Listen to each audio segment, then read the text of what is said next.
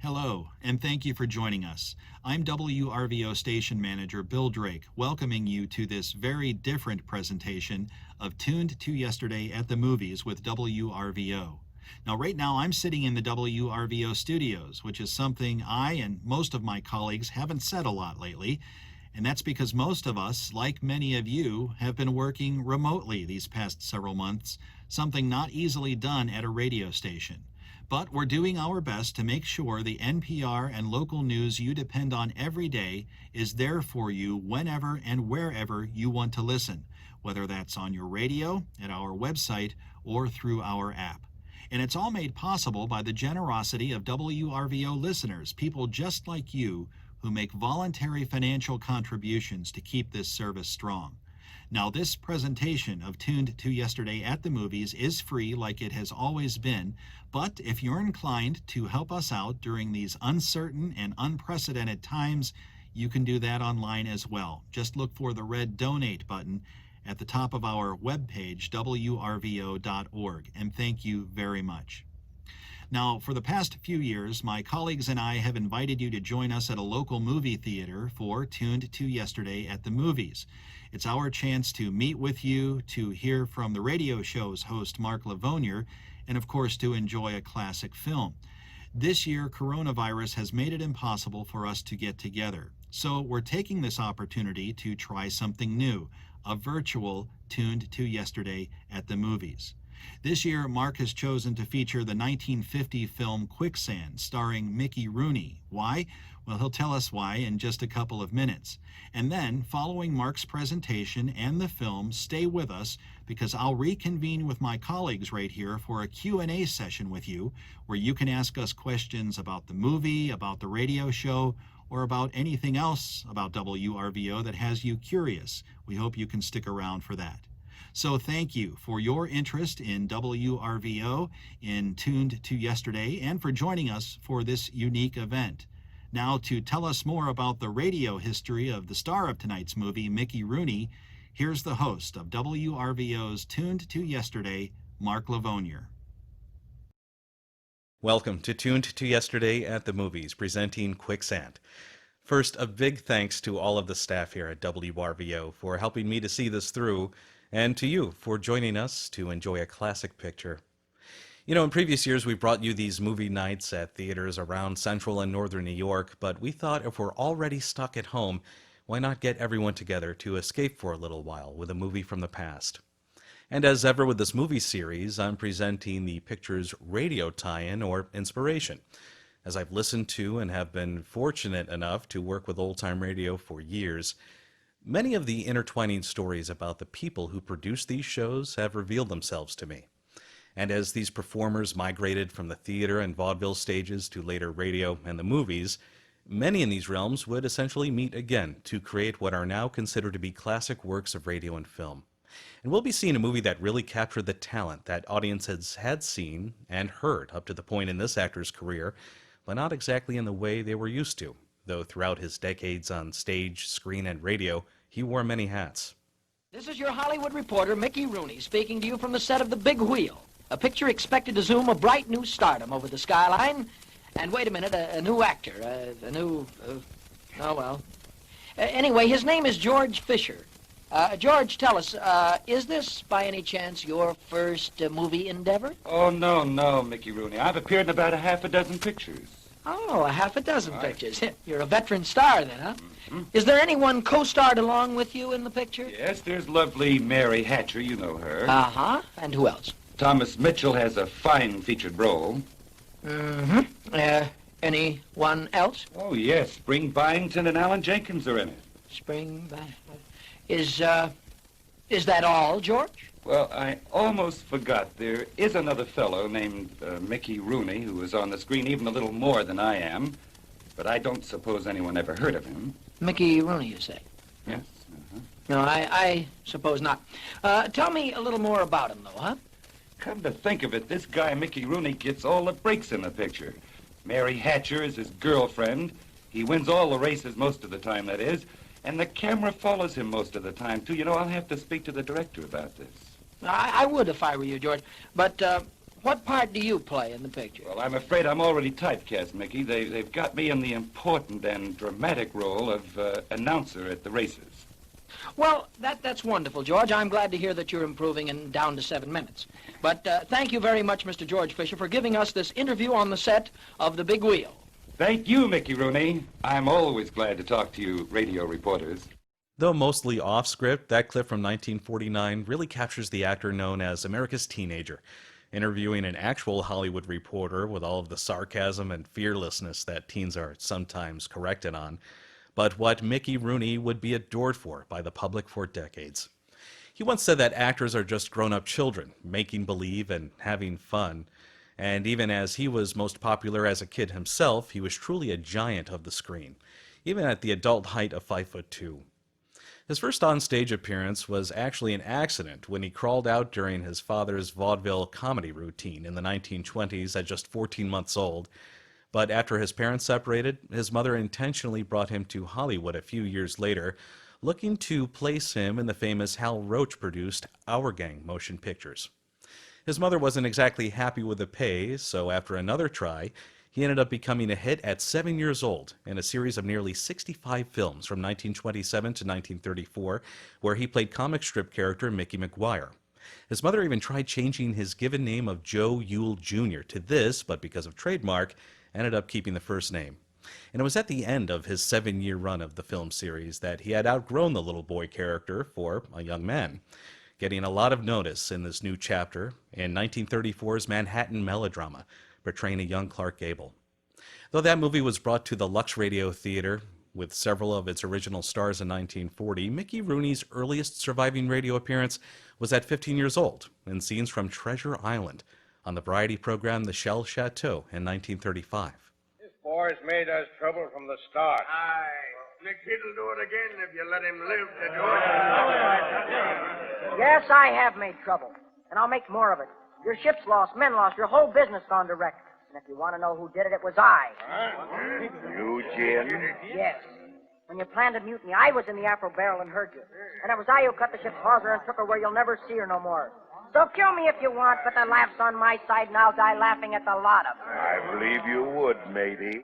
Rooney wouldn't be heard on the air for another 3 years at this point, well into his teens, playing his strengths in the movies, often paired with another famous child star, Freddie Bartholomew.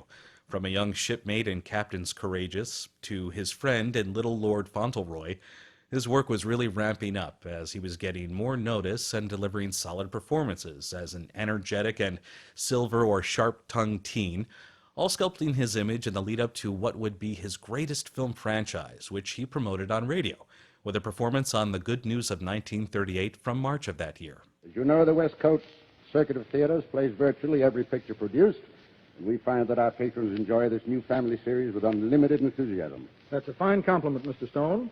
It makes me want to know what the new picture is about. Well, Meredith, we anticipated that, so I brought Mickey Rooney with me. We'll do a scene from Judge Hardy's Children. Oh, that'll be grand. So, Mickey. Yes, Dad?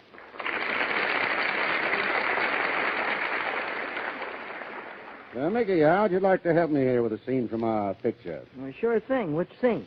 To the studio heads at MGM, it didn't matter which scene, because this Hardy family series turned out to be their biggest moneymaker of the late 1930s, with Mickey Rooney in the role of Andy Hardy, a typical teenager in a typical Midwestern community dealing with typical problems. Dad, look, can I talk to you, you know, man to man? Well, that's the way I hope it'll always be with us, son.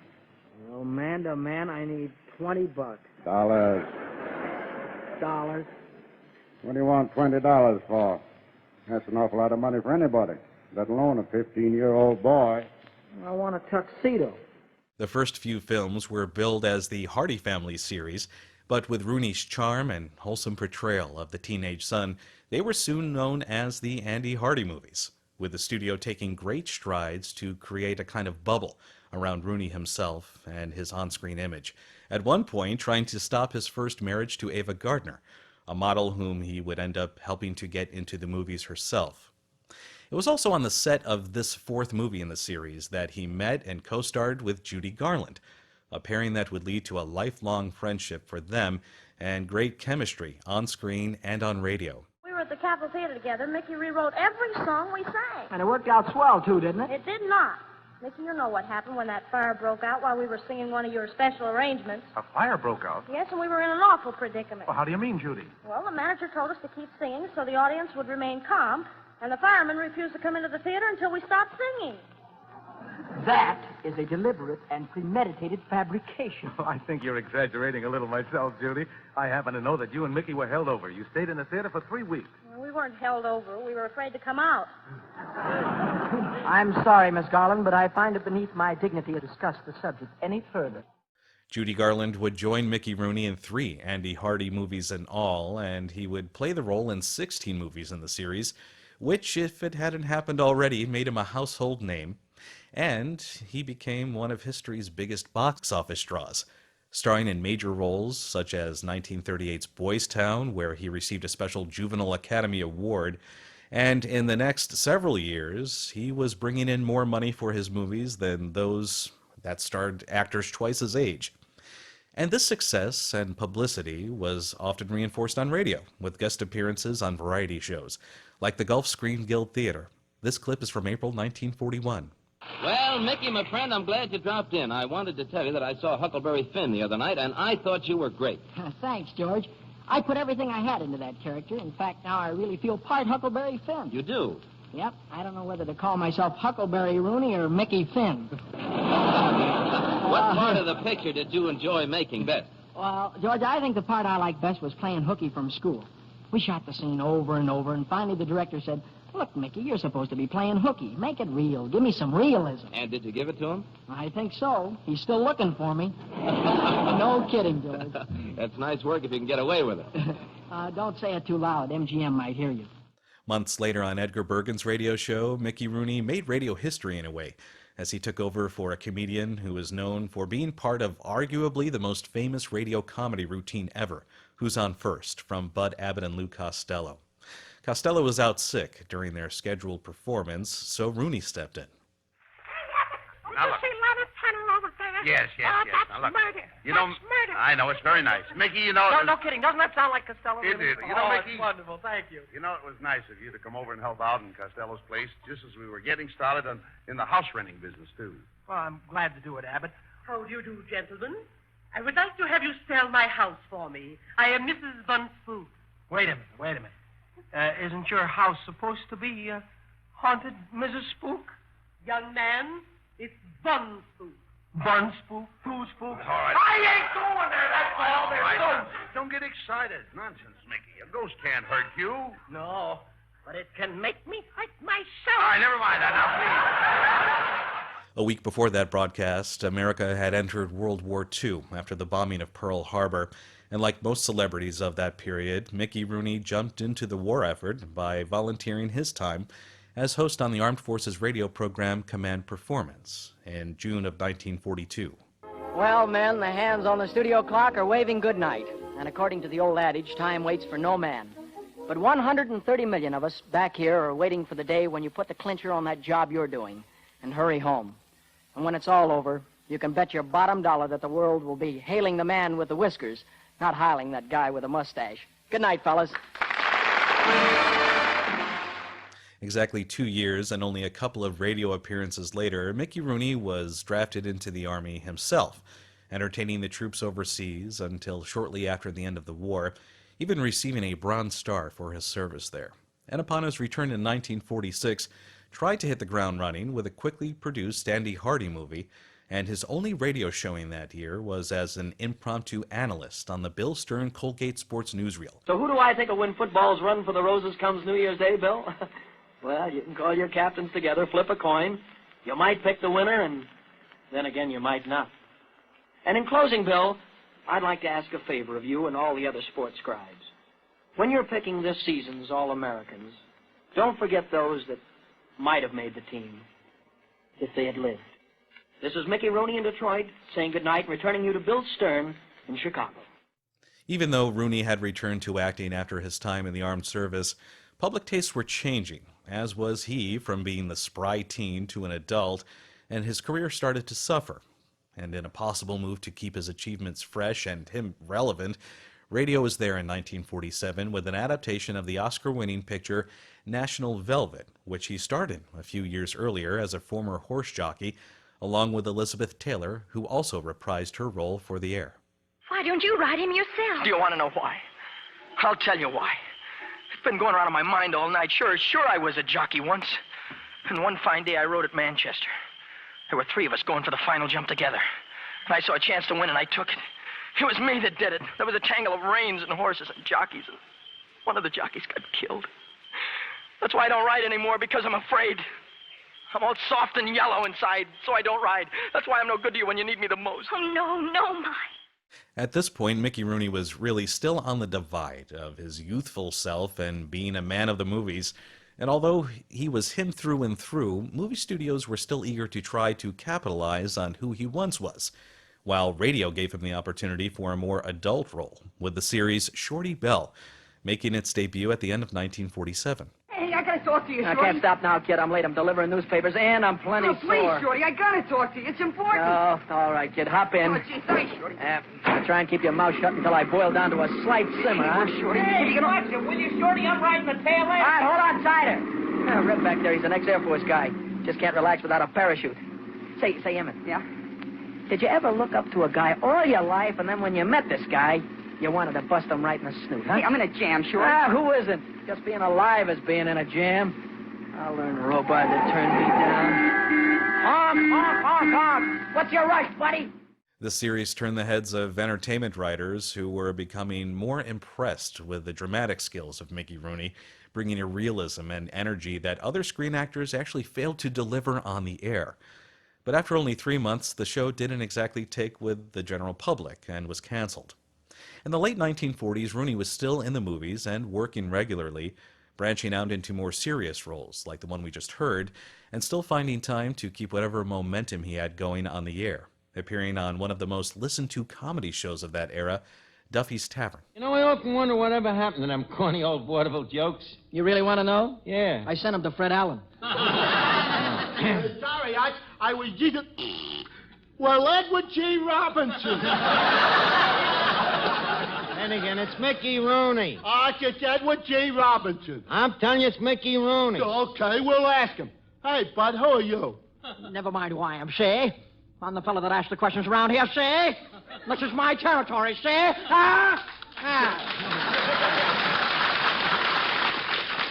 You're right, Arch. It's Mickey Rooney. Some would call it a balancing act, but really, Rooney was one of the most versatile and dynamic performers in Hollywood. And to this end, radio's outstanding theater of thrills, Suspense, invited him to appear on their CBS radio program 3 times in about a 2-year period, and roles that seemed to age him over the episodes, starting in April of 1949 in The Lie. You don't have to play McTavish of Scotland Yard. You don't have to find the killer. I told you I did it. But you make it sound so exciting. Let's have it again. Okay. Beginning where? You were expelled from college this morning for drinking. They always expel me for drinking. Then in the story For Love or Murder that December, where his character killed for love. What kind of love was it that made a guy behave like this? What kind of love was it that caused people to be hurt, people to be killed? What kind of love was it? And finally, in the 1951 play on Suspense, Alibi Me. I look at dead Julie lying there. Then I pick up the phone I hit him with. I wipe it clean. No fingerprints. I look down at Julie and I remember standing next to him in Larkin's office in the precinct station house years ago, and Lieutenant Larkin saying, "If ever one of you punks is knocked off, my first suspect will be the other. Better have a good alibi, whichever one of you does it." While Mickey was seemingly growing up while on a fictitious murder spree on CBS radio in the early 1950s, MGM Studios were still hanging on to the boy that made them millions by producing more of the Andy Hardy movies that weren't exactly working on screen anymore, but were tried out on radio, and what would be among the last broadcasts Rooney was heard on in his 30s, playing America's favorite teenager. How do you treat a famous, beautiful athlete? Well, just the same as if she were unattractive, I should think. Dad, let me in on some of the secrets, huh? You must have gotten around in your day, huh? Well, in my day, I got around in a horse and buggy. I'm afraid we didn't cover much ground then. Man to man, and just between us, weren't you ever introduced to a breathtaking beauty? Well, man to man, yes. Once. What did you do? Just about what you do, I imagine. Dad, I'm surprised at you. I never thought of you in that light. Well, I believe I kissed her hand the very first night I took her home. That's the light I always thought of you in. And no matter what light history has shown on Mickey Rooney, I really hope you enjoyed some of his radio story before we dove into Quicksand, a film that some have called one of his greatest on-screen performances from 1950.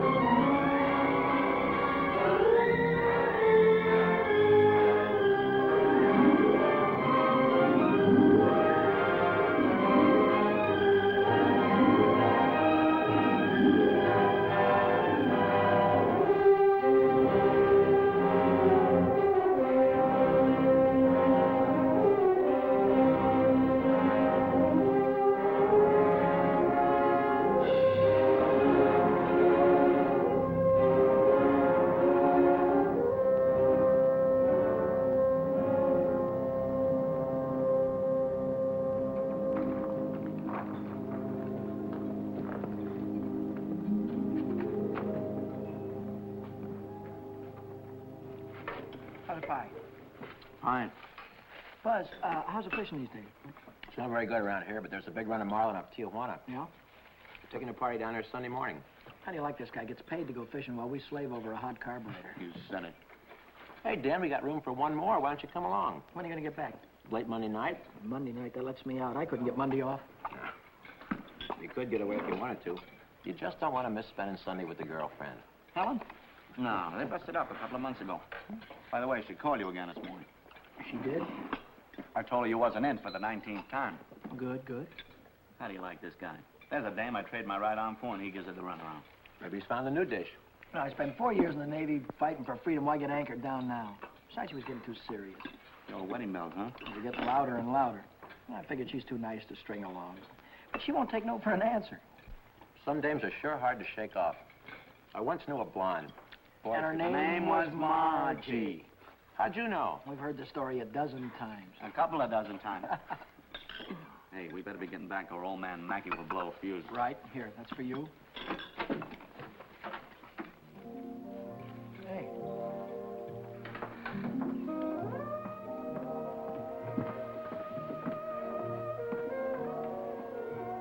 Some babe. Yeah.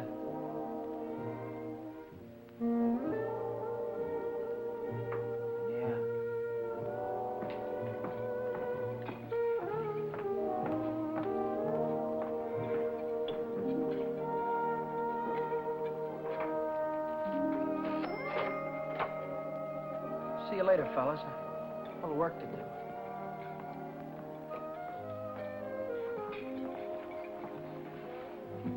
You new here, honey? 65 out of $1. What time you get off tonight?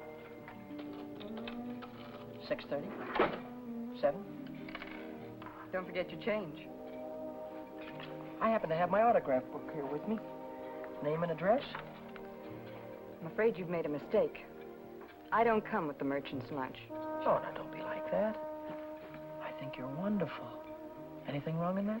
No, but... Well, then how about you and me tonight, huh? I work tonight. Till when? Till 9:30. You like Red Nichols in his outfit?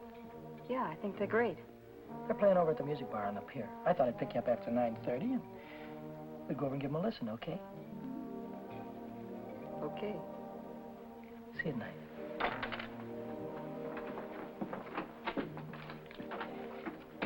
75 out of 1.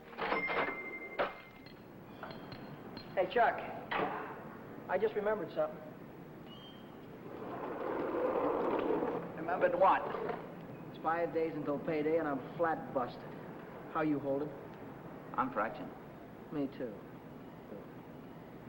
Well, I gotta figure out some way to get some Guinness, or how else am I gonna take that gorgeous creature out to the music bar? Why don't you ask old man Mackey for an advance? Oh, that old guy, he wouldn't give you the sweat off his glasses. Yeah, he's sure a mean old buzzard. Hey, Buzzard, I'm glad you said that. Buzz Larson owes me $20. Why don't you call him up down at the dock? My friend, you have just read my mind.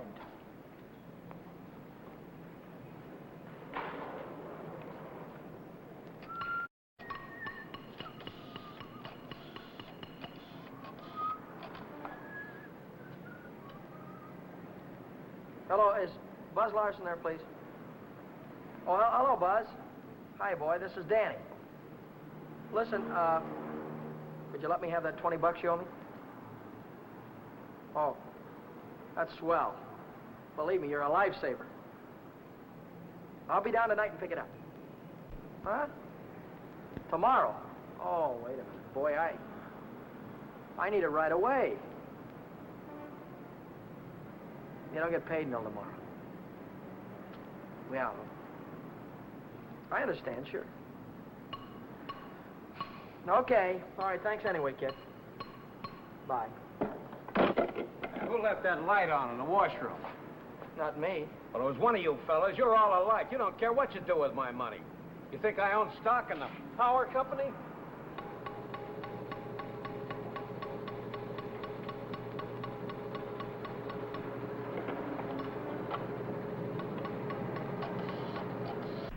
So she said to me, I want to speak with the supervisor. So I said, 1 moment, please. And then I said, yes, it's the supervisor speaking. Helen Colgan, are you listening to me? Yeah. I don't think you've heard one word. You just seem to be walking around in a dream lately. Oh, Millie, I think I'll say goodbye to you here. There's some things I have to get. What things? Where? Oh, just some things. Over on State Street. I know where you're going, Helen, and you're making a big mistake. If he wants to see you, he knows your telephone number. I know, but But nothing. You're making a fool of yourself. I suppose I am. Goodbye.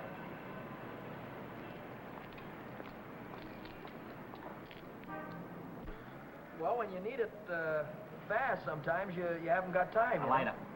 What? A standard lighter. Yeah, okay. No, not you, Red. Yeah, sure. Well, if you haven't got it, you can't lend it. Yeah, all right. Thanks a lot. Bye. Did you reach Buzz? Yeah, I called him, Ray Pearson, Jimmy Cook, all of them. None of them had it. Too bad. $1.03? Exact changes. There you go.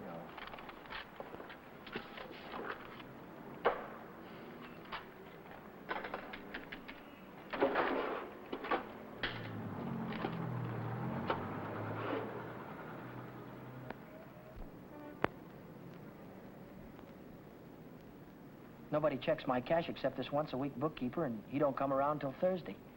I could put it back before Thursday. I could put it back tomorrow, as soon as I get that $20 from Buzz.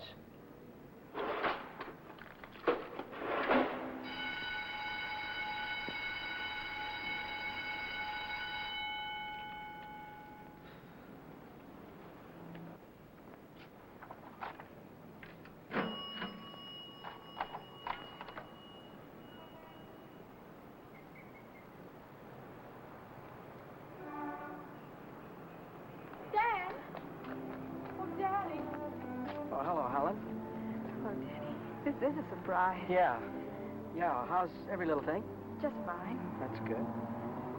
Well, I'll see you later, huh? Have you been dancing lately? Yeah, I went last Saturday. Do you ever go hiking anymore? Once in a while. Do you remember the Sunday we hiked up Pioneer Canyon? Yeah. Didn't we have fun? Yeah, we had lots of fun. Well, Danny, will you give me a ring sometime? Sure, I'll give you a ring. We'll get together real soon. Well, I'll see you later. I'll give you a ring soon.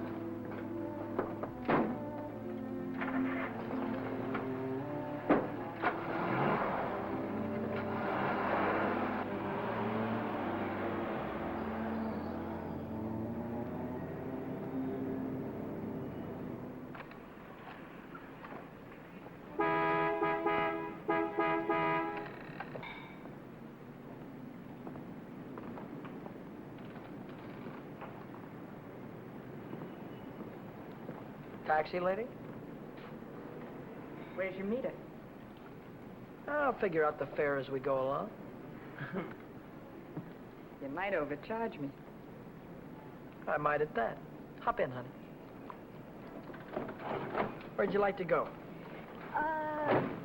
Let's go downtown. Window shopping. How dull can you get? Well, that's what I want to do. We can do something else later. You have a deal, honey.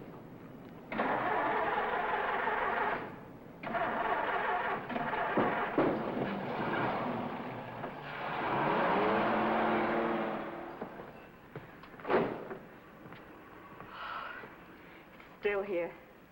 Nice looking coat. But they'd suck you at least $1,000 for a coat like that. Are you kidding? Why, that's mink. It's a bargain at $2,000. Isn't that the most beautiful thing you've ever seen in your life? Well, it's not bad. Are you thinking on buying it? I want that coat. And I'm gonna get it. For $2,000? For whatever it takes. Say, wait a minute. You really do want it, don't you? You bet I do.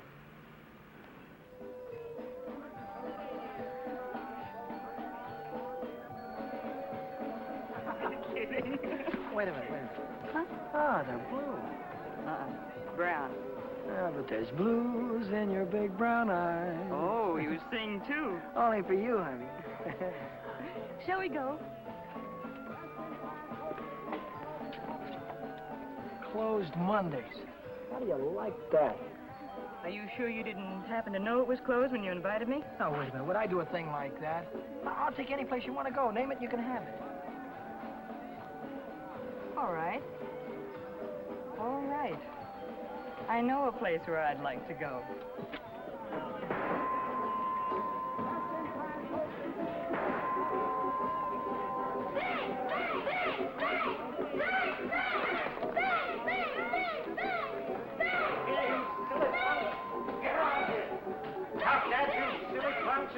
You hear me? I'll save you all the trouble of growing up, you... What's the matter? Cut that out. You want to break the machine? Hello, Nick. Oh, it's you. Give me a nickel, Danny. I'll show you how to beat this game.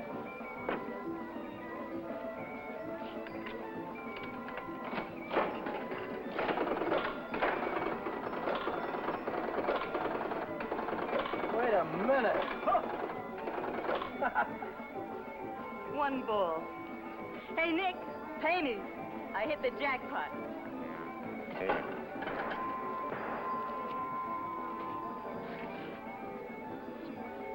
That's all for you. Hey, wait a minute. Go ahead, honey. Play it as much as you want. Take it easy, Danny. I can handle Nick myself. I used to work here. Didn't I, Nick? Yeah.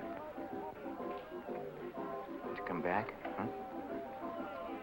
Still in the window, Nick. I saw it yesterday. Are you crazy? What do you think I am, a millionaire? What's going on here? Oh, let's skip it. Come on, we'll have our pictures taken. Come on. See you later, Nick. Who goes first? We both go.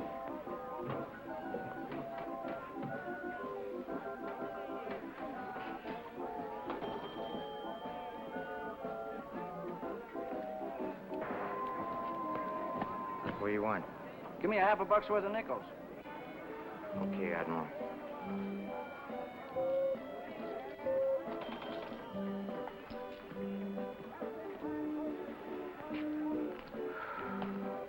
Now what do you want? There's only 9 nickels there, buddy. Yeah? Who's cheating who? What? Look, you got your nickel, haven't you? Hit the road.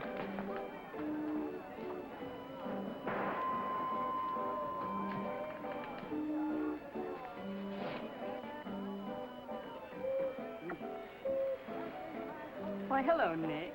Look, I've got rules in this house. That goes for you, too. If you want to pull that kind of stuff, go somewhere else. Come on, beat it. Beat it.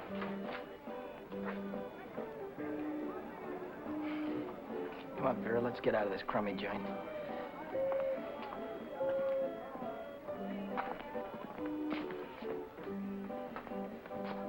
Goodbye, Nick.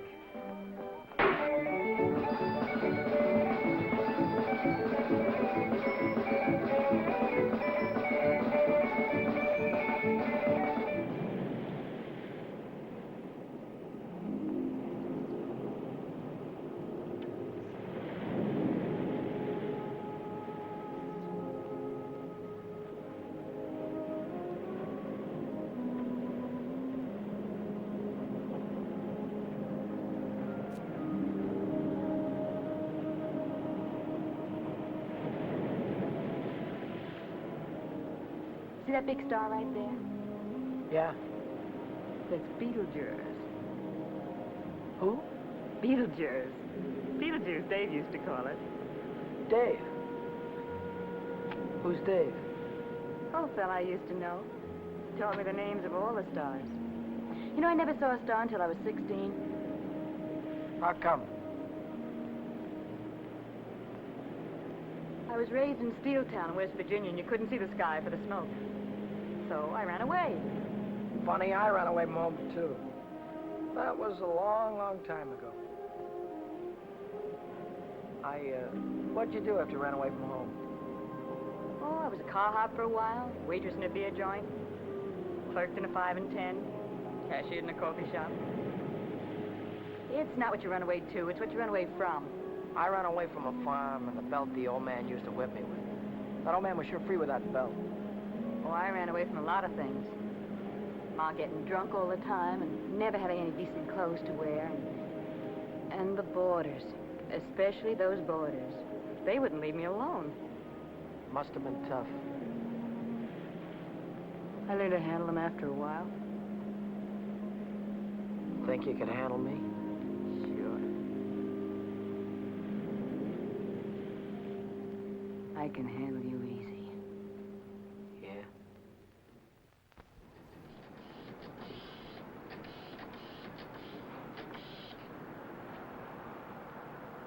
Hello, is Buzz there? He what? Took a fishing party. When'll he be back? No, never mind. All right, I'll call him later. Bye.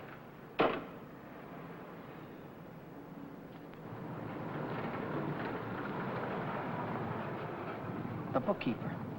What's he doing here 2 days ahead of time? If he finds out, I'm sure he'll tell the old man. The old man's mean enough to send a guy to jail just for laughs. I gotta get $20 in a hurry. How about that salary loan outfit? The one that's always yakking on the radio. Walk in with an honest face, walk out with a pocket full of dough. I must have walked in with the wrong face. A couple of days to check my references. I haven't got any references, and I haven't got a couple of days.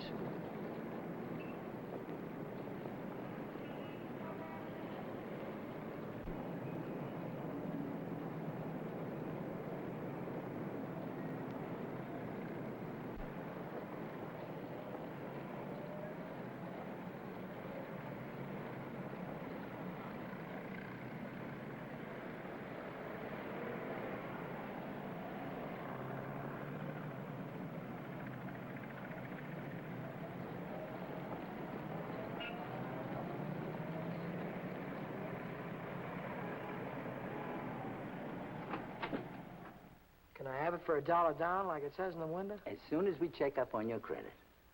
Credit? Yeah. Oh. I can't wait that long. Oh, wait a minute. You got a charge account in town? No, Yes, I have, at the hub. At the hub where I buy my clothes. I tell you what I'll do. I'll call that credit manager, and if he says you're okay, you can take the watch right with you. Okay? Now, there, let's get it on and show you what it looks like.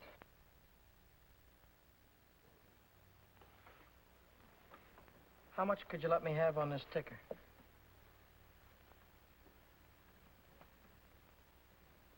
$30 do you any good? $30 will be fine.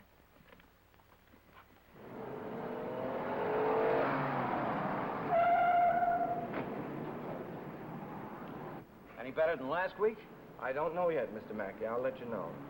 Well, about that other matter, see if you can't find a way to make it a business deduction. I'll think about it, Mr. Mackey.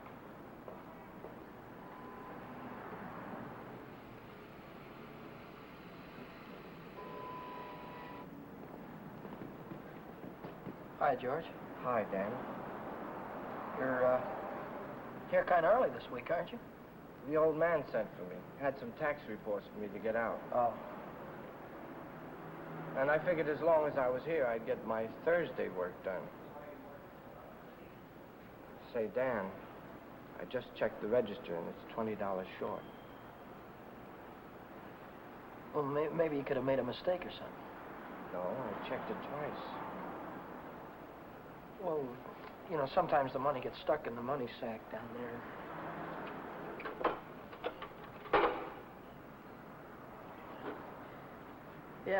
Yeah, here it is. See? But I looked in the money sack. Just didn't look good enough.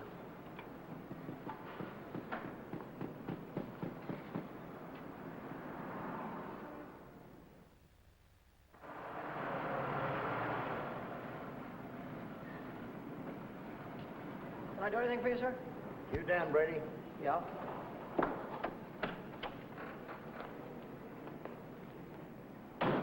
I'm Moriarty, California Investigation Service. You bought a watch yesterday at Jay's Jewelers, didn't you? Yeah, I did. And took it straight to Uncle John's and hocked it. Well, what if I did? Don't play dumb. Why would you buy a watch for $100 and hock it the same day for $30? Well, Because you don't intend to pay the $100, that's why. Now, wait a minute. Don't holler before you hurt, pal. I signed up to pay that thing $10 a month, and when the month's up, I'll pay him the $10. Oh, no, you won't.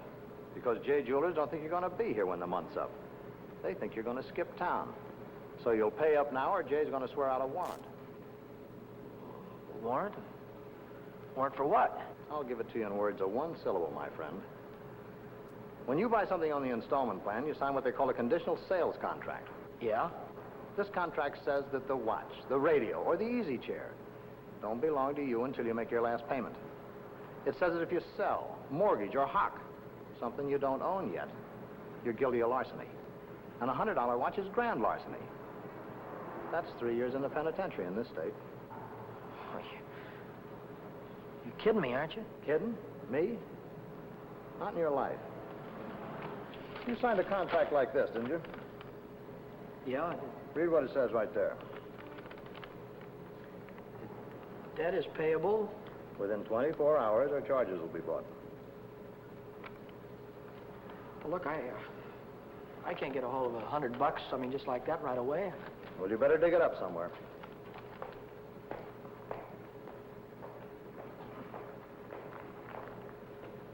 Because if you don't pay up by noon tomorrow, a little man's going to call on you with a big warrant.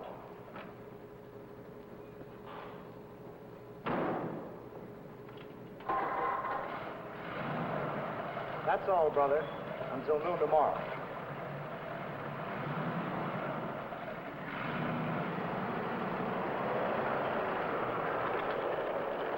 Hey, Chuck, Yeah? what does a guy do when he needs lots of dough? Me, I usually hock my watch. It's a great idea.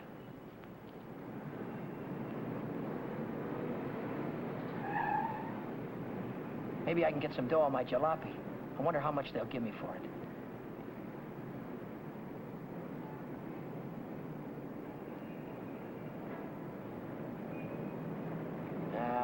No dice. What good is $300? I still owe the finance company $350.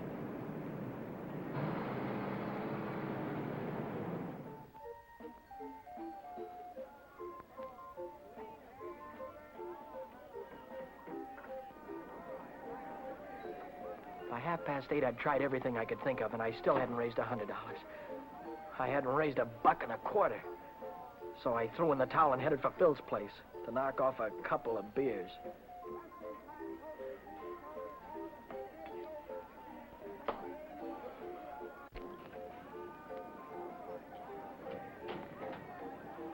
The longer I sat on that silly stool, the more I felt like slugging somebody. I could have socked old man Mackey for being so tight. Or the guy in the jewelry store for sending Moriarty after me. Or the fella standing next to me at the bar because he had money in his pocket and I didn't. I'm Mr. How are you, Philly? 360, Shorty. Okay, I gotta get home before the old lady chops my ears off. Haven't you got something smaller? This one's a 50. How's this one? That's another 50. Here, let me look. There's a 5 right there on top. Oh, this one. Yeah. Just keep the change. I gotta get home before the old lady slaps me down. Who? Your wife. Oh, yeah. Yeah, the old lady. Good night, fellas. So long, Shorty. How's a joker like that rate all that dough? Shorty, he runs the bingo games. And do the suckers keep him happy? Another beer, Danny? No. So.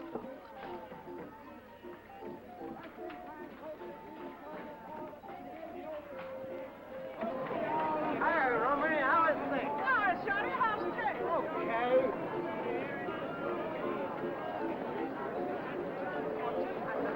Oh, hello, nice boy. Let me tell you a fortune. Maybe you got big ones. Leave me alone, will you? Oh, don't fall on your face, you jerk. Tell you a fortune. I've got a mule. Her name is Hal. 50 miles on the Erie Canal.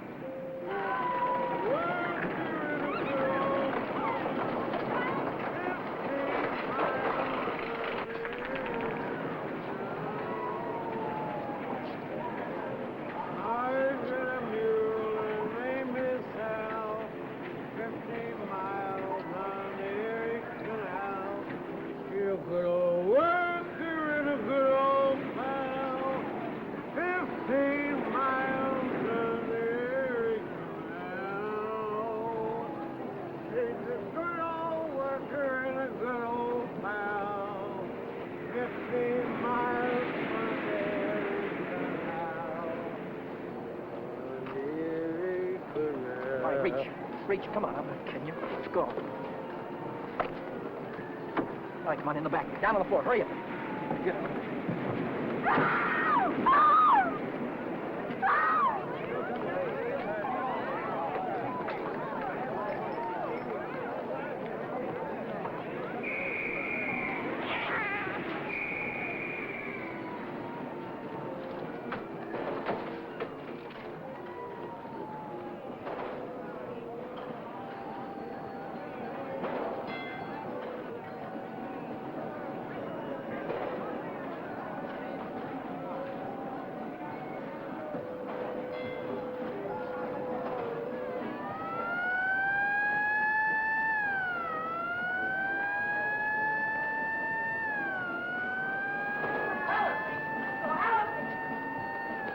Hiya, Chum.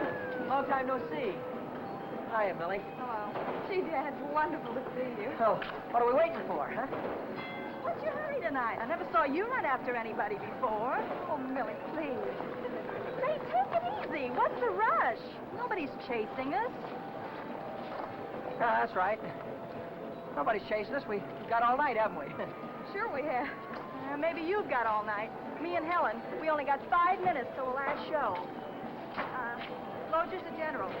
Millie, I almost forgot. I've already seen this picture. I saw it when it was downtown at the Palace. But you said... Oh, I got it. You wouldn't mind if I went alone, would you? No, I wouldn't mind. I didn't think so. Goodbye, then. Bye. Gee, Dan, this is like old times. Yeah. Let's go on the roller coaster and the chutes and the dipper. Let's go on everything.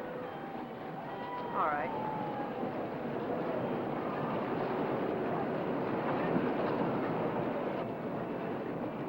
My knees were really shaking back there. I thought the cops had bust out of that alley any minute. But now I'm in the clear.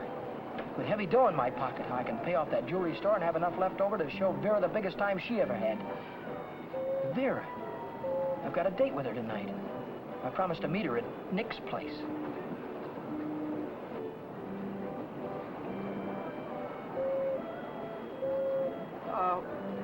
What time is it? It's 25 to 10. Holy smoke, I promised to meet a guy a half hour ago. I'm kind of late. I'm sorry, kid. Can I walk you to the bus or something? Well, you don't have to, Dan. I can get home by myself. Well, I'll give you a ring, and we'll get together sometime soon. I'll see you later, Jim.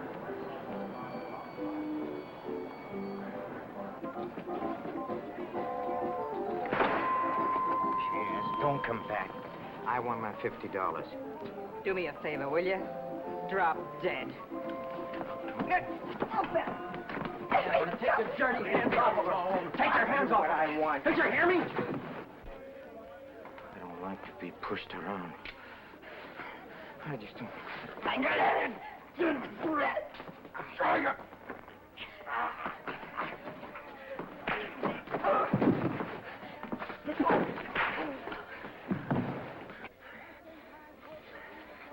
What's all this about $50?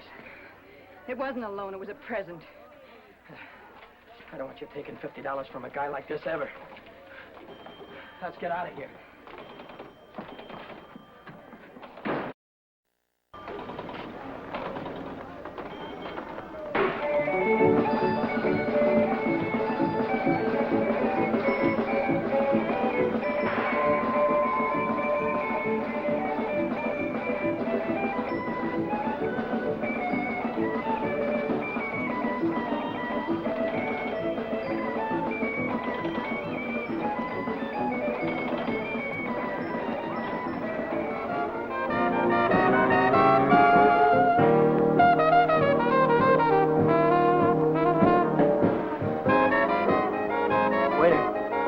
Two more of these. When you going to tell me what we're celebrating? You're supposed to be celebrating something? Got to be.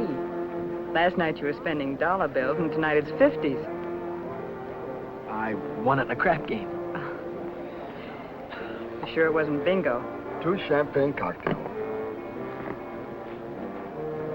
What do you mean, bingo? Just thought you might have won it from Shorty McCabe. I'll give you that idea. Maybe it was Evelyn. Evelyn? Who's Evelyn? Bookkeeper in the movie house. She saw Shorty lose it in the auto park. What do you know about this? She just came into Nick's place to phone the cops. Cops?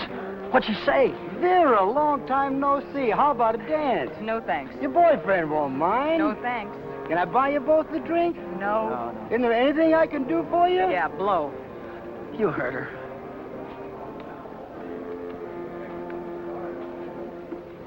What'd she say? She said she saw the guy who did it with a handkerchief around his face. He took Shorty for his bankroll. Didn't he? How do I know? Just thought you might have heard about it.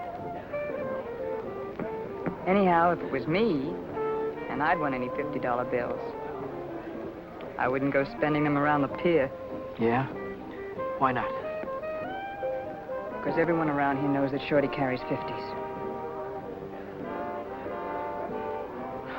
Look, I don't know any guy named Shorty, and I won this dough in a crap game, see? Oh, now, sure you did. Sure you did, Danny.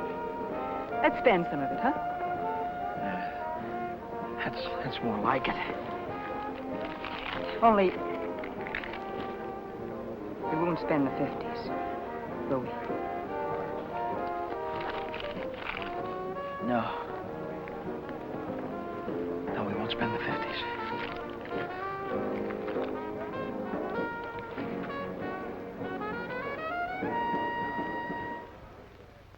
$40, $60, $80, $100. There's $100. Here's your dough. There's your contract. So long, Brady. So long.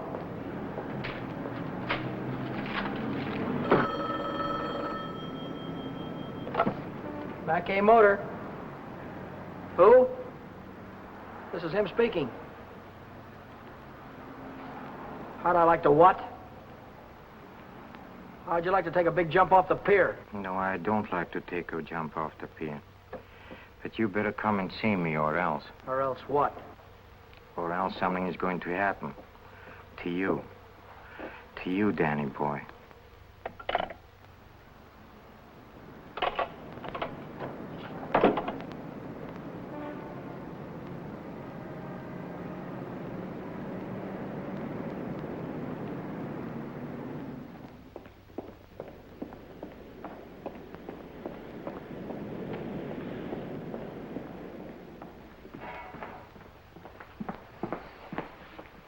What's on your mind, and it better be good. Oh, it's very good. You know, last night a prize fighter, a big prize fighter, he left something here. I picked it up. Picked it up where you left it. It's got a knot in it. You know, like you use for a mask or something. I don't know what you're talking about. No? No, but I'll take it just for luck. Sure. You keep my handkerchief. I keep your handkerchief. Same knot, only your handkerchief got blood on it. So what? Did you ever hear anybody say money talks? $50 bills. They talk very loud. It's big bills. What do they say? It says Shorty McCabe, Shorty McCabe. Yeah, that's what it says. Shorty McCabe. What's your angle? What are you trying to tell me? I'm telling you about a holdup. You see, Evelyn from the picture show, she saw the man get robbed, and she got a very good look at the guy who did it. She thinks you can identify him very easy. Nice girl. You want me to call her? Wait a minute. Put it down. If you're so sure that I was mixed up in this thing, why don't you call the cops? Cops? Oh, no. I'm a businessman. See, Danny boy, I think I can do business with you very nice. What kind of business do you think you could do with me? Automobile business. You get me a new car, and I don't know nothing. Just nothing. A new car? I couldn't get a new car if I wanted to. Oh, you can get a new car. Same way you got the $50 bill. Are you nuts? Nuts? Me? No, I don't think so. Davis? Yes? Here are the plates for the green sedan. See that it's ready for delivery in the morning. Yes. Oh, and Davis, don't let me catch you putting in 10 gallons of gas this time. 6 is plenty. Yes, sir. There goes the last new car we'll have this month. I've got to get it tonight or blow town tomorrow. Even if I blow town, they'll probably catch up with me. Oh, boy, am I in a mess. Hey, Dan, I was just thinking if you're not going to take Helen out anymore, I thought maybe I'd give her a call sometime. Yeah, sure. Why don't you do that, Jack?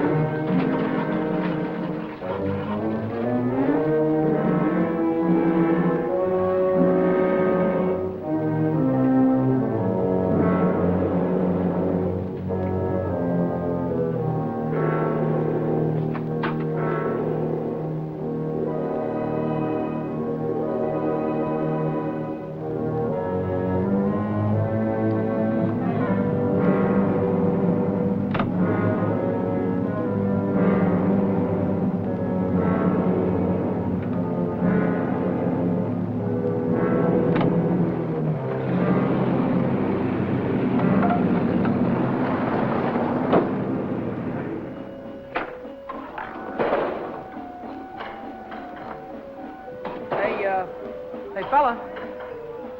This thing is stuck back here.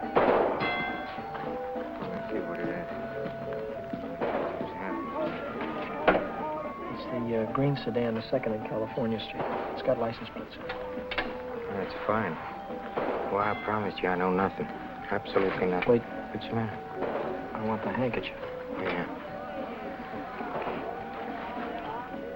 You let go All of right. this and I'll You let go of of it, this. and I'll let go. Okay. What are you going to do with the car? That's none of your business, Danny boy. Well, I'll tell you, I sold it to a gambler friend of mine. He's driving it home to Nevada. I'll see that he does. I don't want it around town here. It's liable to get me in a jam. And don't worry, he's going home tonight. No slip-ups. Okay.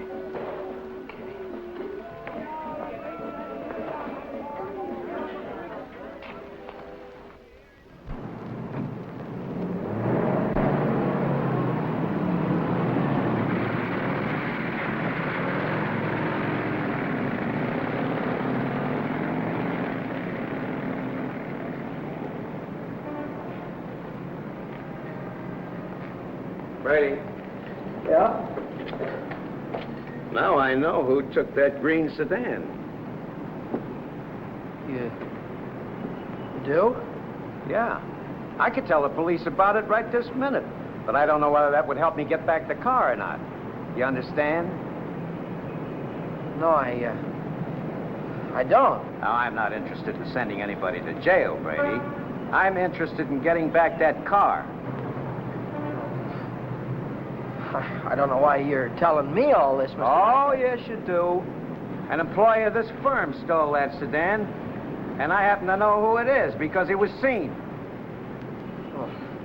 If you're trying to pin this thing on me, Now, Mr. don't Mackett. try to run any bluffs, How many Brady. times do I have to tell you You don't that? have to tell me anything. All you have to do is to get that car down here, parked out in front before I get down tomorrow. What if I haven't got it? What if I don't know where it is? But you did have it, and you do know where it is. Well, I don't anymore. If you can't return the car, you'll have to pay for it. $3,000. $3,000? What? I'd only list for $1,950. You don't think I'd sell to you at list? $3,000. Where would a guy like me get any dough like that? Most everybody's got a family someplace. Well, folks would go to a lot of trouble to keep a man out of jail. Not mine. Now, look, I'll give you 24 hours, Brady. I want the money or I want the automobile. Now, let me give you some warning. Don't you try to leave town.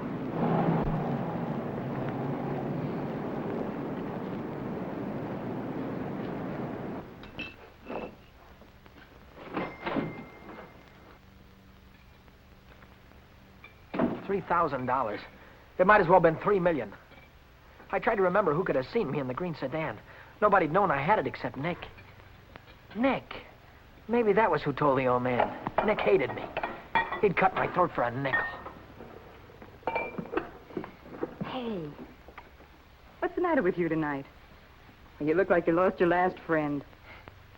How'd you like to go to Texas, honey, right now, right away? Are you kidding? I'm on the level. Oh? What's the matter with California? Weather getting too warm? Tell you about it later.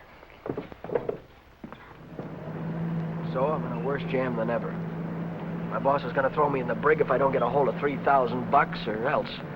Where am I going to get a hold of $3,000? I know where there's $3,000 or $4,000. Yeah, First National Bank. No, not in any bank. But we can get at it. We can get at it easy. All you have to do is to break a little catch lock on a rickety old door. You could pry it open with your fingernails. Not with my fingernails. I'm in too deep already.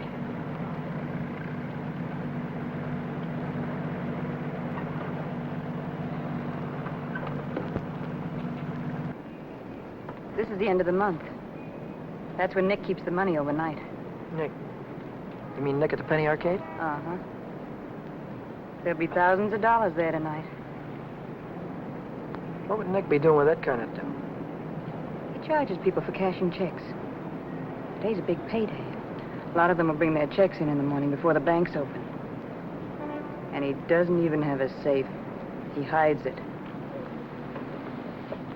I know where. It was Nick who got me into all this. Let Nick get you out. Then you won't have to go to Texas.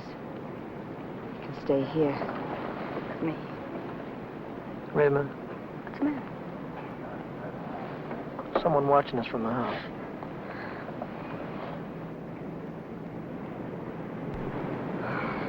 It's only old Snoop. Who? The landlady. She's always looking for trouble. You know, I had a news program on the air the other night, and she busted in and tried to tell me I had a man in my room. She's still watching us.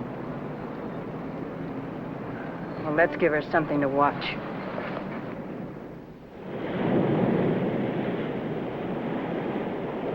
Stay out here and look out for the watchman.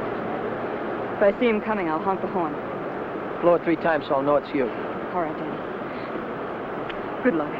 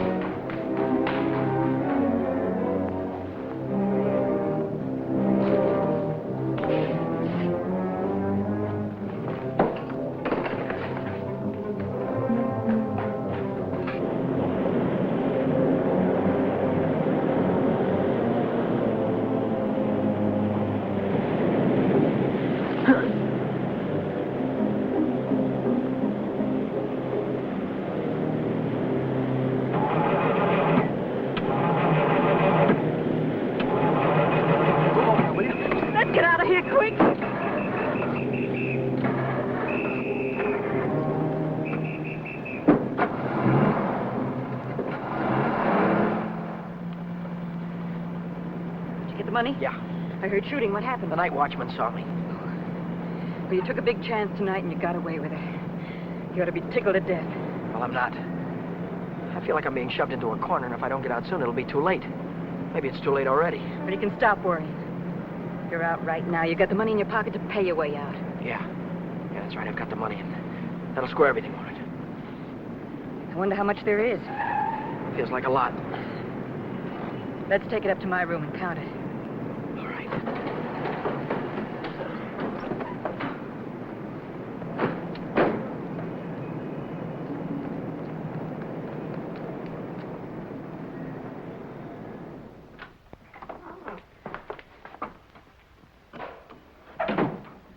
Pull down those shades.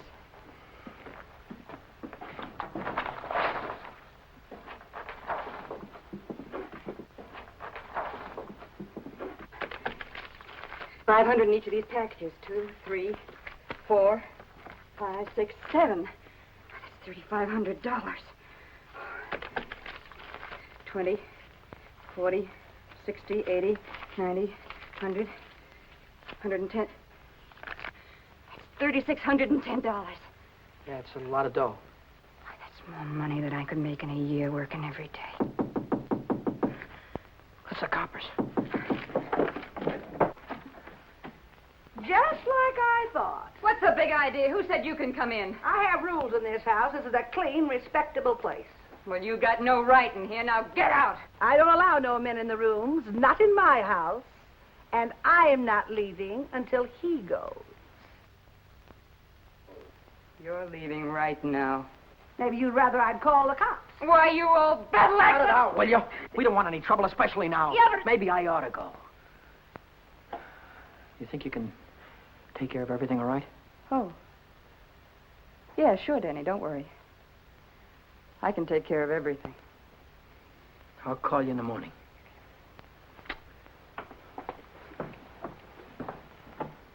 I don't want any of your kind around here. And when your rent's up, you can move out.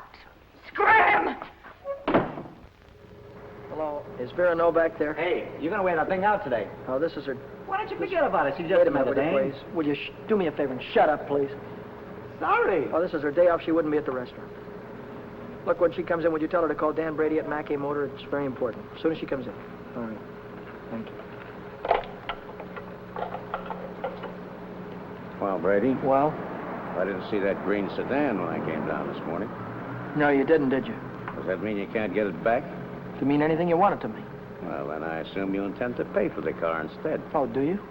How long will it take you to get the money? I've got it already. Yeah? Yeah. Fine. Why don't you come right into the office? Well, now? I haven't got it on me. I have to pick it up tonight after work. I can bring it in the morning. Why wait till tomorrow? I'll come right back after dinner tonight. You can see me in the office then. Well, might be 10 o'clock or so. It's all right, Brady. That's perfectly all right. I'll see you tonight. Mackey Motor. Hello, Vera. Where have you been? Did you take care of everything all right? Good. Well, that's swell, baby. Look, I'll be over and see you tonight as soon as I get off work, right after 6 o'clock. Goodbye.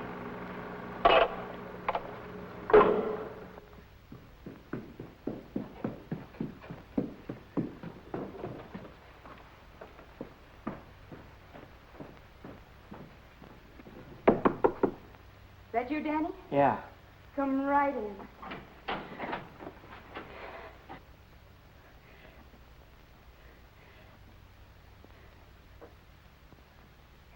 Isn't it beautiful, Danny?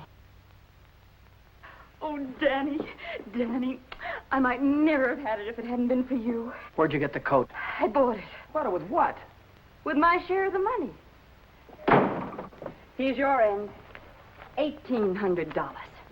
You took half that dough and bought a coat with it? Not just a coat, Danny, a mink coat. You sold me out. Oh, now, just a minute. Who told you where the money was? Who told you how to get it? Isn't that worth half? I can't use half. I need 3,000. Oh, don't be a chump. Nobody expects to get everything you ask for. Make him an offer. That's what I did. What you did? Sure. This coat cost $2,000. I told the furrier $1,800 was all I had, and he could take it or leave it. took it. Offer this to the old man. Tell him it's all you could raise. I bet anything he takes it.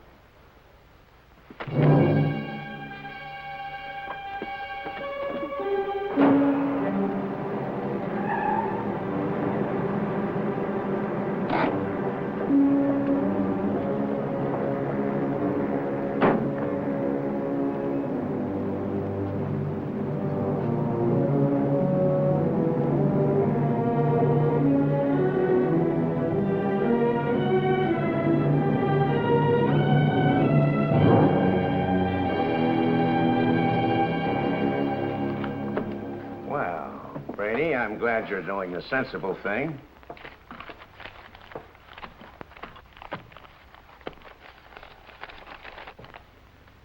There's only 1,800 here. That's right. Where's the rest of it? I couldn't dig it up. Take it or leave it. I'll take it.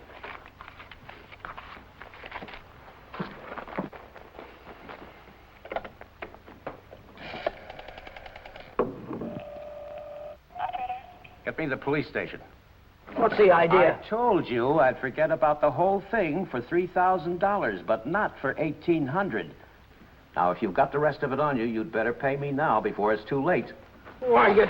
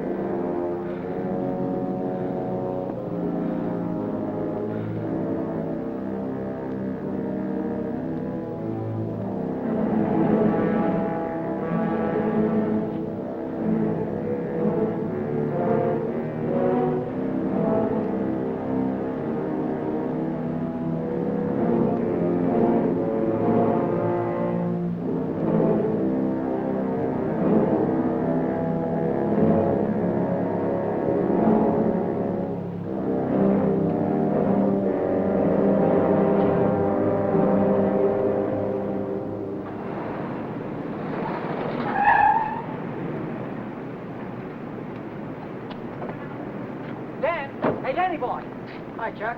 Hi, Ellen. Danny, I missed your quitting time tonight. I wanted to say goodbye. Goodbye? Yeah, I quit today. I'm through with that screwball Mackie. I told you what he tried to pull on me, didn't I? No, you didn't. Well, you remember the night the sedan disappeared? Well, the next morning he called me in his office and tried to tell me I swiped it. Said what? Like I'm telling you, he said I stole the car. Gave me a lot of hooey about somebody seeing me drive away. Wait a minute, I'm all mixed up. Let me get this thing straight. He said that he saw you drive that car away? And that ain't all. Yesterday he called me in his office and he had some screwy idea I should get $3,000 for my old man to pay for the sedan. Now, how nuts can a guy get? He didn't know anything at all. He was just fishing around, putting the pressure on everybody, hoping something would turn up. Yeah, I should have let him have one talking to me like that. Some of these days, that old man is going to get his neck in a sling. Neck in a sling? Yeah. Yeah, he had it coming, though, didn't he? Always trying to outsmart everybody, but he got too smart.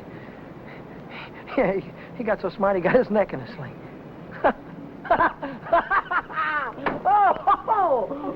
Danny, what is it? What's the matter? I have a date here. I'm late already.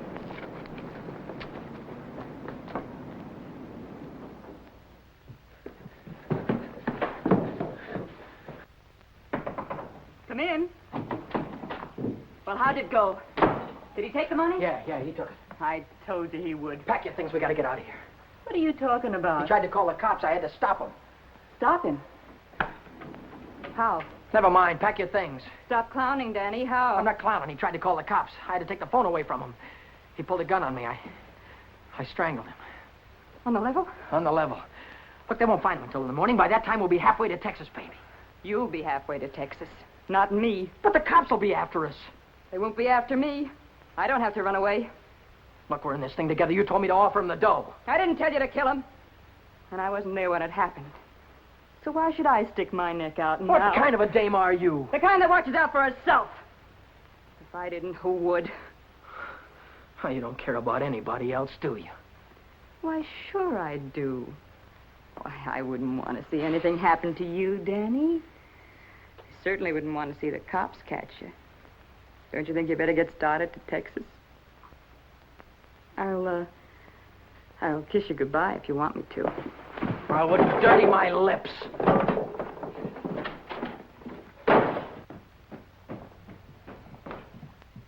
One more flight.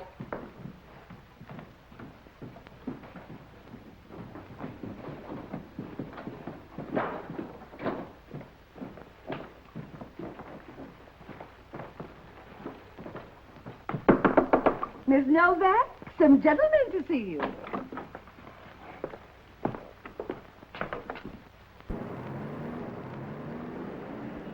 Novak? So what if I am? Got something for you. Yeah? What is it? A search warrant.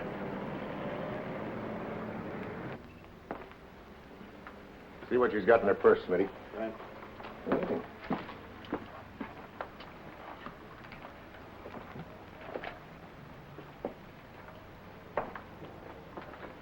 You won't find him in there. You won't find who in there. You know who. Dan Brady. Oh, yeah, Dan Brady. Where will I find him? He's getting out of the state as fast as he can drive. Why aren't you getting out, too? I didn't have any part of it. I didn't even know him. Didn't know who. Say, you trying to make me look like a fool. Mackey, of course. Mackey. Which Mackey is that? Oh, the one that ran the automobile agency.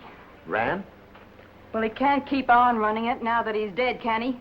Dead? Who's dead? Mackey, of course. Brady killed him. The girl didn't have any part of it. Where did it happen? You know where. At the automobile... Say, are you trying to kid me? Sure. Maybe it's the other way around. Maybe you're trying to kid me. Why did you start spilling the minute I came in the door? Maybe it's because you wanted me to think your boyfriend had gone when he hadn't.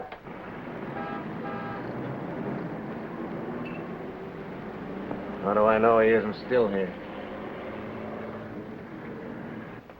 Why didn't you look under the couch? I don't suppose he'd be that near. No, I didn't think he'd be that close.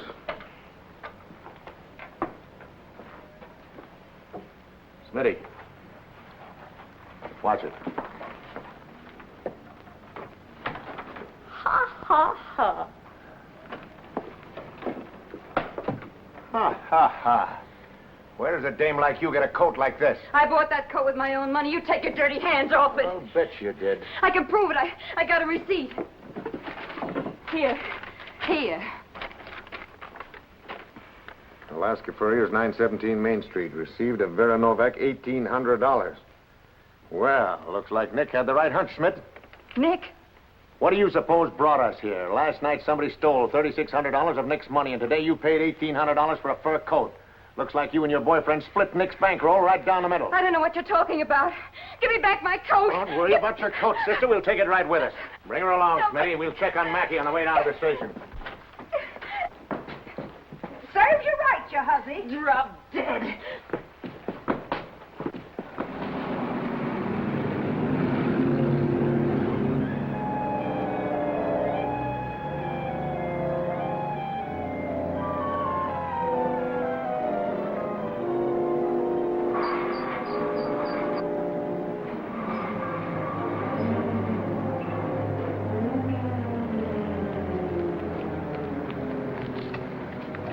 What are you doing here? I could see you were in trouble, so I got rid of Chuck and came down. Get yourself right back home. I gotta get out of here quick.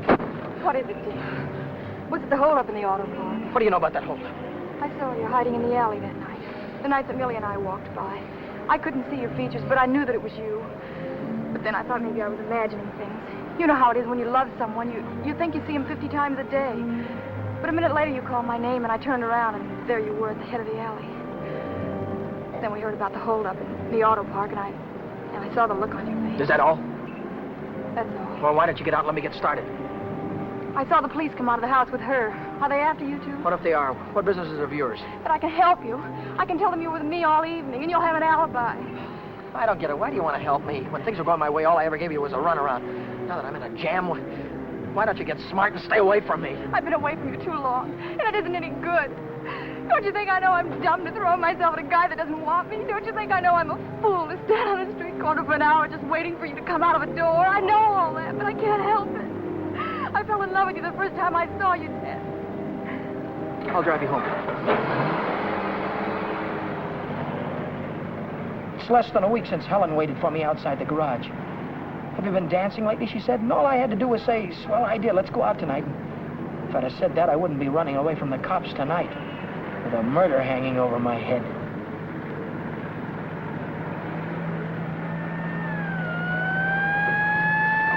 No, Dan, no. Hey, buddy, pull over to the curb.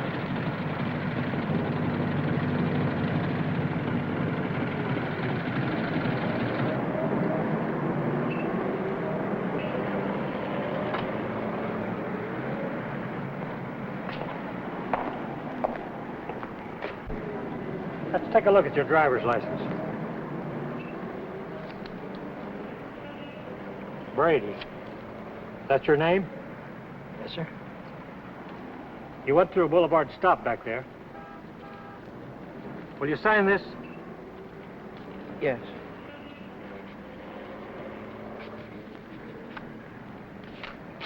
And take it easy.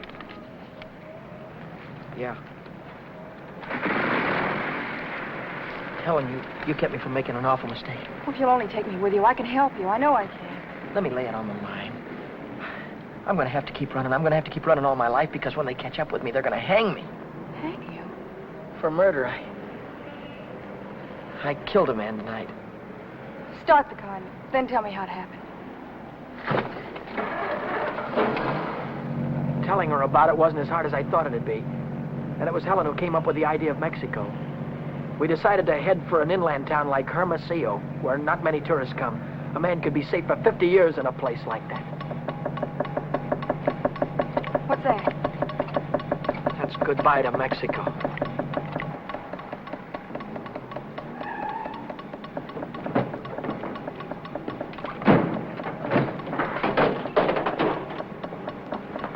Oh, it's the main bearing. It'll take a couple of days to fix. Well, then we'll have to hitchhike. And get there by morning, we'd never make it. We have to make it. Oh, Helen, I've had the right girl all the time and was too dumb to know about it. If we ever get out of this thing... We're going to get out of it. Yeah, but how? I've got an idea. This is the baby that's going to get us there. Well, what are you going to do with that? Get us a lift, honey. A lift straight through to Mexico. Come on. Careful.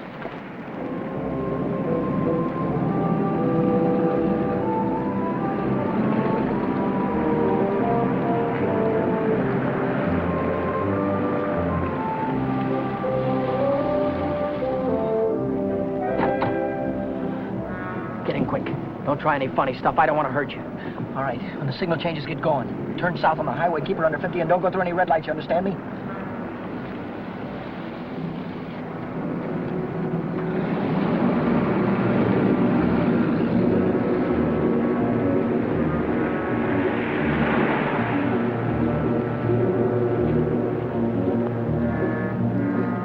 May I ask where we're going? Just keep driving, you'll find out. I suppose you know what you're getting into. This isn't a car theft. It's kidnapping. No one asked you. I don't want your advice, you hear me? Well, I happen to be a lawyer.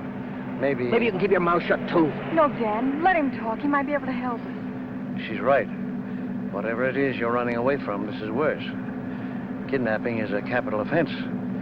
They can hang you for it. What's the difference? They're gonna hang me anyway. I just killed a man. How about the girl? You leave her out of it. She had nothing to do with it. You understand me? I believe that. But we're the police. Look, son, I can see this girl means something to you. Why don't you tell me what happened? For her sake. She'll need a lawyer sooner or later. Maybe you're right. If you're sure you could keep her in the clear. If she's innocent, you tell me the whole story, and it's the truth. Truth. I don't know where to begin. Start at the beginning. The guy was a lawyer. And maybe he could help Helen, so I told him the whole story. I told him about sticking up Shorty in the auto park and about breaking into the Penny Arcade in the middle of the night. I told him about Vera and Nick and Old Man Mackey.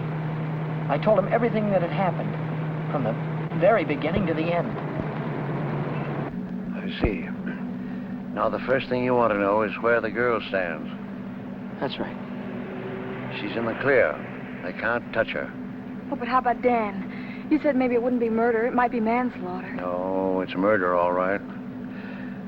I might be able to get him off with second degree. They'd have a hard time proving premeditation. Second degree, that'd mean life, wouldn't it? It could. I'd rather they hung me. There's one discrepancy in your story. It's worth checking up on, because if we get the right answer, murder's out. Manslaughter, too. What do you mean? How do you know he's dead? Well, he's dead, that's all. His head fell over on the desk like he was dead. It would do that if he were unconscious. Did you feel his pulse? Or listen for a heartbeat? No, I didn't. Men don't die easily. They take a lot of killing. I can imagine Mackey sitting in a police station right now, telling the desk man what a narrow escape he had. If he only was alive. Helen, if he only was alive, I'd give myself up to the first cop that came along. Here's an all-night restaurant. Why don't I use their phone, find out how Mackey is? Why don't you keep on driving, too? I'll tell you how Mackey is. He's dead, that's what, he's dead. Oh, but Dan, maybe he isn't. No, he is. I know he is. Listen, I didn't want to kill anybody. I don't want to kill you now, but if you try any more funny stuff, I'll blow a hole right through you. What day is this, Helen? It's Saturday.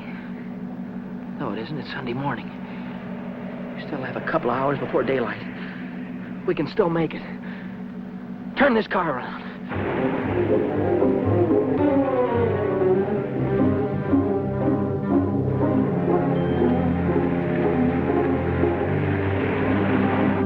Where are we going now? Remember Buzz Larson? Yeah. He's taking a fishing party way down past San Diego this morning. If we can get to the pier in time, I can go with him. To Mexico? Way past the Mexican border. Step on it, will you?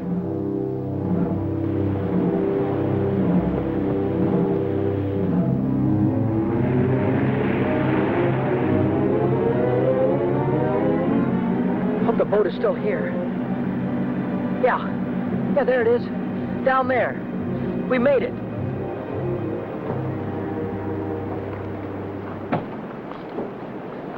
We'd better hurry. I'd better hurry, not you. Oh, I'm going with you, Dan. Now, I've got there's no harbor below San Diego. I'll have to swim in from the sea. But I'm going with you, Dan. You've taken too many chances already. I've got to go on by myself from here on. I'll send for you as soon as I get a job. You know that, don't you, baby? Oh, yes, but... Oh, Dan, don't go. I'm so afraid. There's nothing to be afraid of. Hey, wait a minute. Maybe there is. How are we going to keep this guy from going to the cops till after the boat pulls out of the harbor? I'll keep him away. Give me the gun. I wouldn't do that if I were you. Why not? I told you the girl was in the clear. She won't be if she takes that gun. After that, she'll be an accessory. Oh, don't listen to him, Dan. No. You've got to get away No, from he's right. here. You've got to be kept out of this. That's all that's important now. Would you take my word for something? I might. As a citizen, I have to notify the police, but as a friend, I don't have to hurry. Thanks.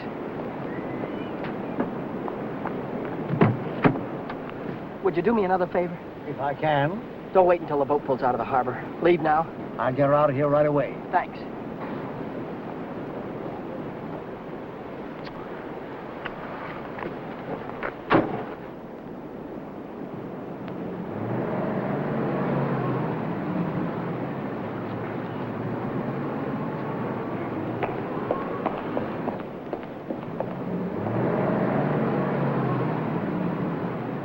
And you haven't seen Brady since noon Monday. No, I haven't. And you haven't heard from him either. No. Wait a minute, I just remembered. He phoned me Monday afternoon. For any particular reason? Yeah, I owed him $20. He said he needed it. There's a news broadcast at 6 o'clock. I want to hear it before I talk to the authorities. Regarding every airport, every bus depot, and every railroad station in a determined effort to prevent the killer's escape. At 4 o'clock this morning, officers threw roadblocks across both state highways and are now stopping all outbound cars. But at last reports, McDonald was still at large. McDonald? Meanwhile, police officers Truxton and Chandler are dead, and Deputy Sheriff Alan P. Janis was taken to the emergency hospital with 2 bullets in his thigh.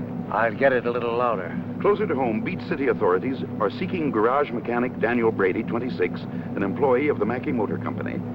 Late yesterday evening, watchman Michael J. O'Brien, while making his regular nightly rounds, discovered the unconscious body of Orrin Mackey, president of the automobile agency, lying in his office. Mackey regained consciousness at St. Mark's Hospital shortly after midnight and named Brady as his assailant. What? That he's alive. Tom, you want to watch yourself if we run into that kid. He's dangerous. What's dangerous about him? He's got Mackey's gun.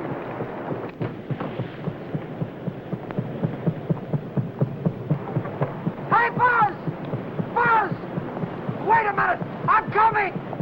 Hey, who's that fellow there? That might be our boy. Let's take a look at him.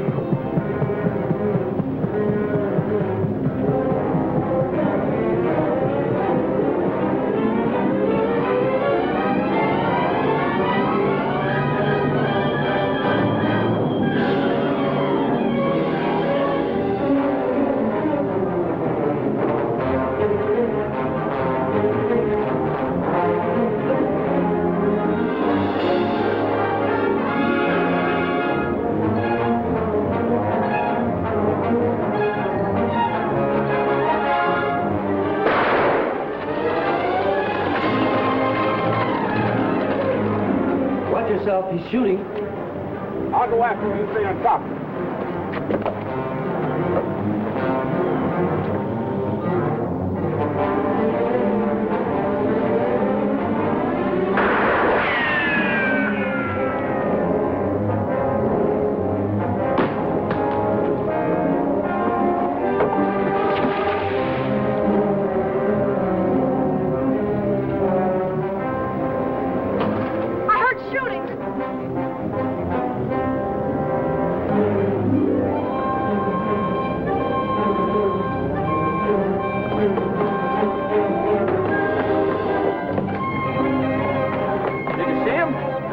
Come through here. Look, what's that?